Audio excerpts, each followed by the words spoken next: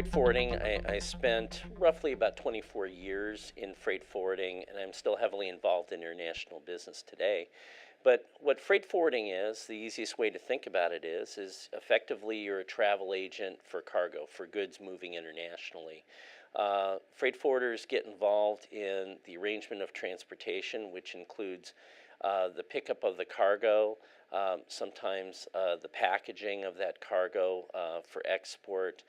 They make arrangements through the carriers, ocean steamship lines, air freight, rail, whatever the mode of transportation is. They make those arrangements. They also make arrangements either to transfer that cargo to a customs broker in the foreign country or clear those goods themselves, and then coordinate or make arrangements for the delivery at the ultimate destination. To pursue a career in freight forwarding, one of the important things is to get practical education. So there's a lot of functions that are very unique to international business. So some of those skill sets are understanding how to process documentation, understanding international terms such as Incoterms, understanding how payment terms work, finance works in international trade, how modes of transportation work and interconnect with each other, having a sense of how warehousing works and distribution.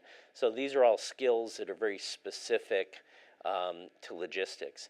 And then above and beyond that is learning management skills, because it is a business that involves a lot of business functions, forecasting, the management of people, the coordination with other businesses, other entities in the supply chain. Well, one of the best kept secrets is that there's a huge amount of opportunities in this field. So speaking from California alone, there's over 1 million jobs directly identified to international trade activity. It's one of the largest employment sectors in California. The opportunity also is that there's very few people compared to a lot of other professions actually getting training in the area of logistics and freight forwarding. So anyone who takes advantage of these learning opportunities has a really good chance of moving into the industry and moving forward with a good career. It's very common to move from other fields, other disciplines, into freight forwarding and logistics careers. The good news is that there's all kinds of points of entry to learn these skills.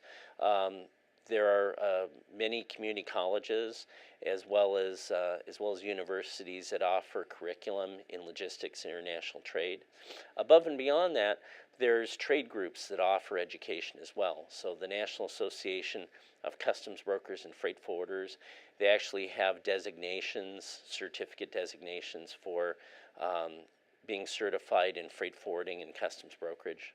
I'm a member of an organization called NASBITE, which focuses on small business international trade education.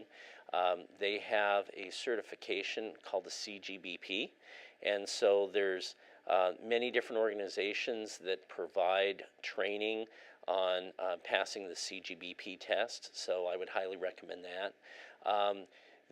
There are trade associations like the Foreign Trade Association that has customs brokerage, import, certification workshops. There's an opportunity to be what's called a licensed customs broker. So part of the supply chain is clearing goods through customs, and there's actually a shortage of licensed customs brokers. So that's a test given by U.S. Customs, and there's many training classes to enter into.